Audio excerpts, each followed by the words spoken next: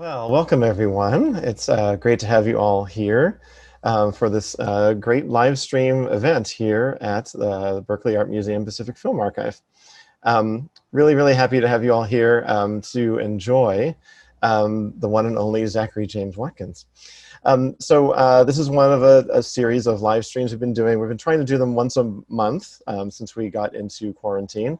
We're really happy to have you all joining us today. So I should mention that Zachary is one of the mainstays of the Bay Area of avant-garde music scene. Has been around, he's performed with us at BAM PFA, both at the old museum and the new location. And we hope to have him back performing live again very soon. Let's see, he's written for Kronos String Quartet. He performed in the great duo Black Spirituals, one of my favorite groups, and has done so much, including working with Thingamajig's performance group and so many other collaborations in the Bay Area. And so I'll let him talk a little bit more about his own bio if he wants to. But I'm just really happy to have you all here watching. And I'll mention too that as the performance goes on, at any point during or after, if you are looking at us on YouTube, which I guess all of you are, you can type into the little chat box any questions that you have, and at the end of the show, we'll do a little Q&A. So Zachary, if you are there, if you could come onto the screen so everyone can see you and hear you. Oh, I think so we need to unmute you.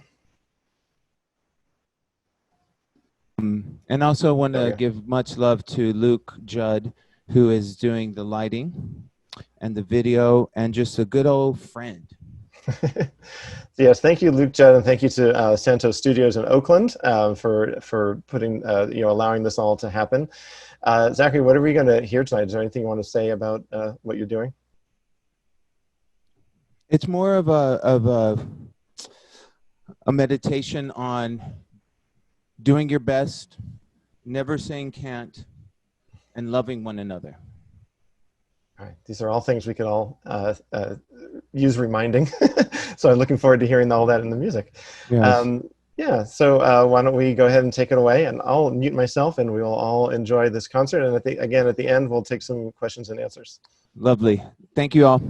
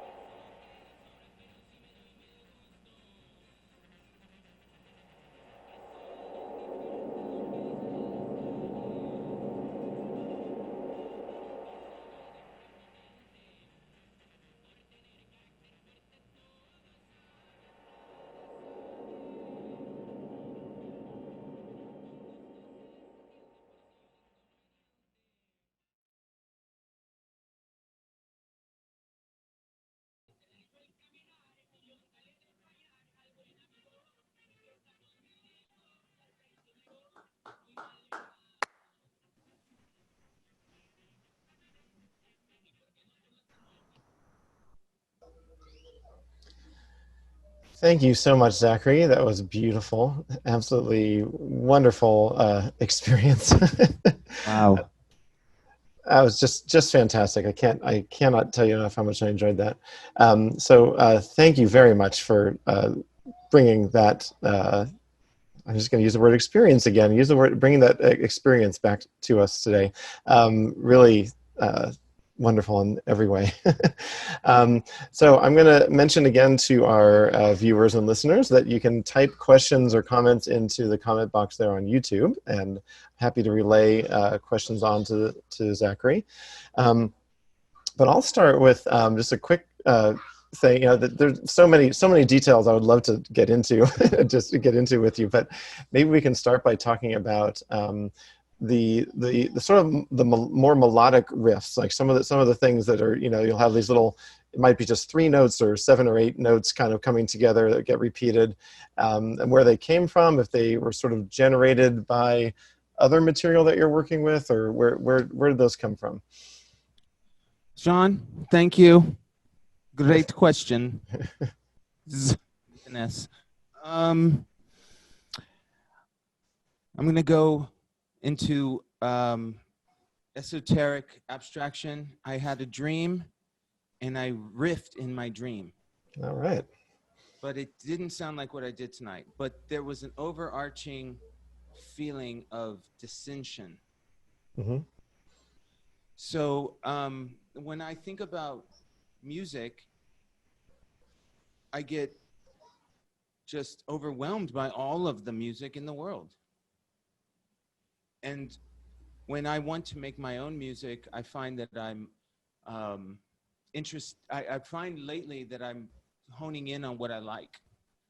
So I'm finding there are intervals that I enjoy. And then being a soloist at the moment, playing a guitar and not being a shredder, as it were. I shred, but it's not shredder.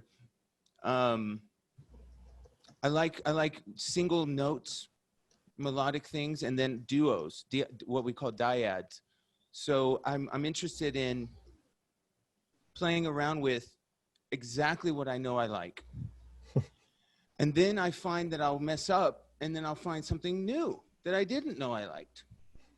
So it's always an adventure on my guitar. And every time I set up my rig, it always, well, it's semi the same, but every time there's something new in how I choose to set it up. So every time I play, it's almost like I have to relearn the instrument. Mm-hmm. But my ears still want to follow a specific idea that I dream about. And so I'm interested in very harmonic intervals with sudden, unexplained, dynamically weird, complex harmonies. Mm-hmm. That's a lot, but because I use in my rig a square wave that listens to my guitar, and it harmonizes on its own, dependent on a lot of small sensitive thresholds, and it can create a really beautiful harmony if I tune it correctly. But I'm not always, I mean, it's so sensitive. So every time I play, a new harmony will happen that I wasn't hearing, but I'll fly off of it. So it's improvised. And when I say compositional controls, that's a control, for instance. The way I tune my guitar is a control. The fact I'm playing a guitar is a control. Mm-hmm. The square wave follower is a control, and I can't control it. Yeah, I mean, but I am listening and trying to attempt something that feels, I think, good in the long run. Well, it certainly sounds good. I mean, Yeah. so yeah, I hope it feels good too while you're playing it too. So that was great, a lovely little insight into your creative process. Yeah. So thank you for that. Thank you, Carson. I'm curious about the, are you using a regular fretboard on your guitar, or is that different from standard? Yeah, totally. So this guitar is a Univox, and it's Japanese. It's from like the 70s, I believe. And my mom's graduate student, whose name I now forget, but it's been over 20 years, sold me my first Univox that was all white, and it was what I played for a long time. And I really just enjoyed the sound of it, and I feel like I can only play on it. Like, I'm not really a guitar player, so I really can only play on the Univox. If you take the Univox away, I'm not gonna. No, but so anyways, this is a regular guitar with an equal tempered fretboard. Okay. But I do tune it to six harmonics of a frequency of a fundamental. But I have to look at my notes to figure out which one they are. So I am using a just intonation tuning, and it comes from a guitar piece I wrote for 4 guitars, where I gave every guitar player 6 different harmonics of a fundamental that are very close together. And it is the most beautiful resonance, especially in a concert hall. When they were tuning, it just, it felt like the walls were gonna break. But it's just 4 acoustic guitars. Right. So there's something about harmonics, man. I just have to say. So I chose one of those harmonics or tunings to play, which I've been playing for the last 6-7 years. I actually did tune this to another one the other day. So this is a new tuning from what I've been playing from, say, Black Spirituals and other work. Very nuanced changes, like certain chords that I had been used to do not work anymore. Not work, but they're just now wholly different. So I have to navigate an equal tempered fretboard with harmonic tuning, which makes for ugly chords. Yay. We like ugly.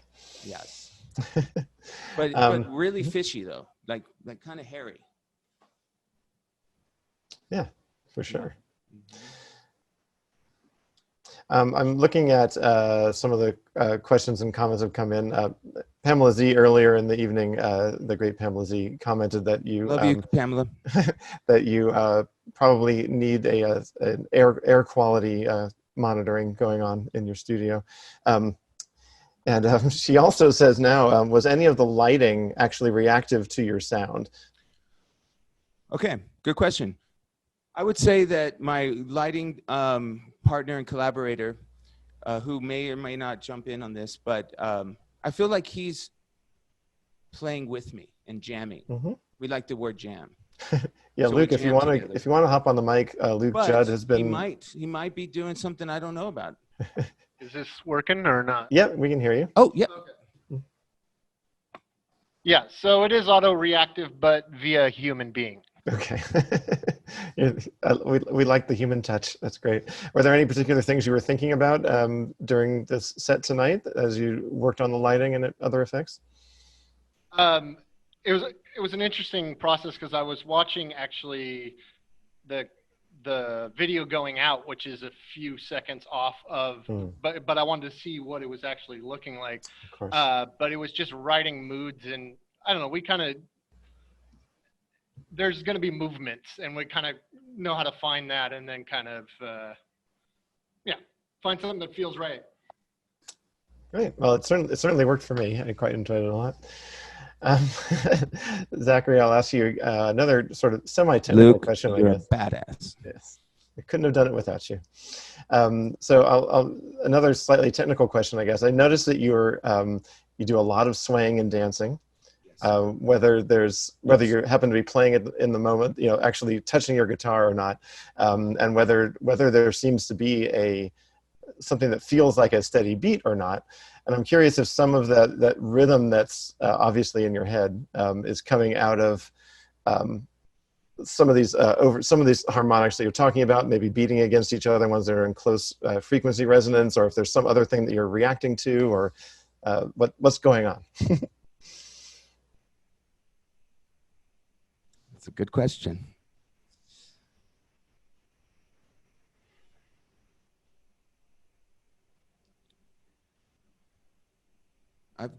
I guess I mean, there's two directions I can go, many directions, but the first one is the long story. The second one is a quick one, but I'm going to try and bridge the two. All right. And it looks like this. I've been sitting at home for 7 months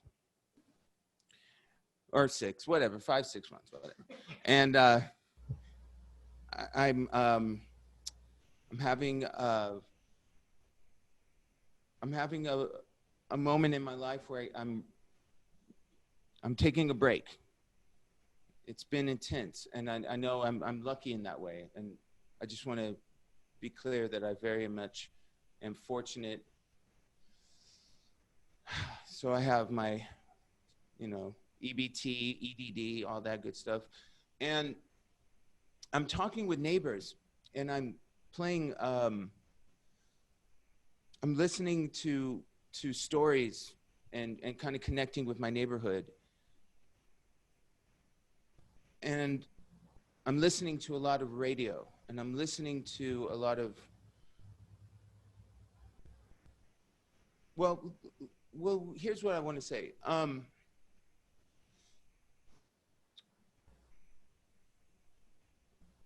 I make complex in the sense of it's not accessible, unfortunately.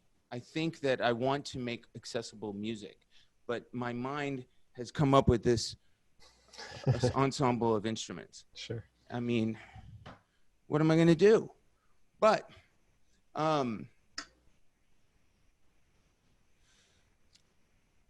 inside, I'm hearing a flow that has a lot of the real ingredients of the earliest invention of ourselves in sound and rhythm.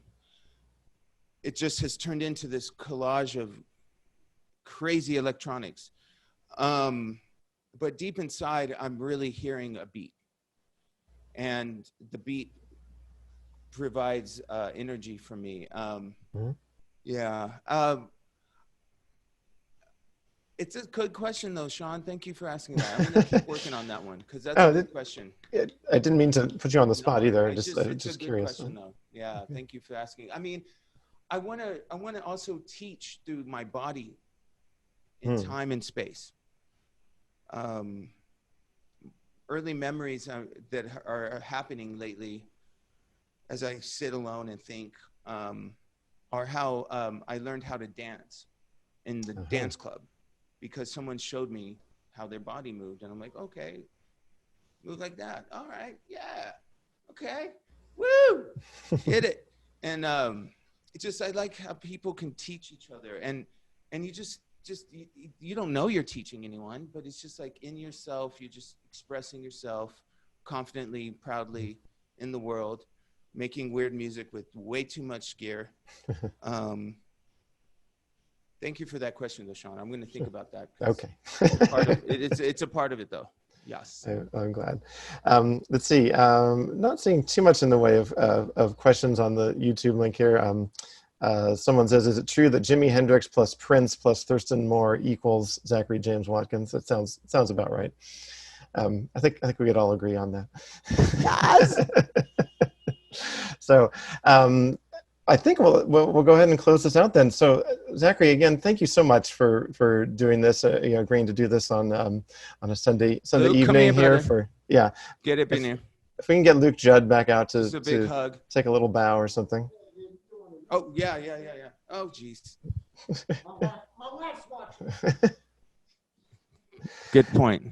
Love you guys. Thank you very much. Yeah, and I want to thank on our end Dave Taylor, our video producer, of course, and all the staff at Berkeley Art Museum Pacific Film Archive. Thank you again, Zachary. Hope to have you back soon. Hope you have you back live in the building as soon as we're able to do that. And thank everyone out there for watching and listening. It's been just a terrific experience, and we'll be doing, next month we'll have another live performance by Jazz Mafia, which should be a lot of fun, another great local group. And yeah, we look forward to having you all back. And again, I'm Sean Carson, and on behalf of BAM PFA, thank you all for watching and listening.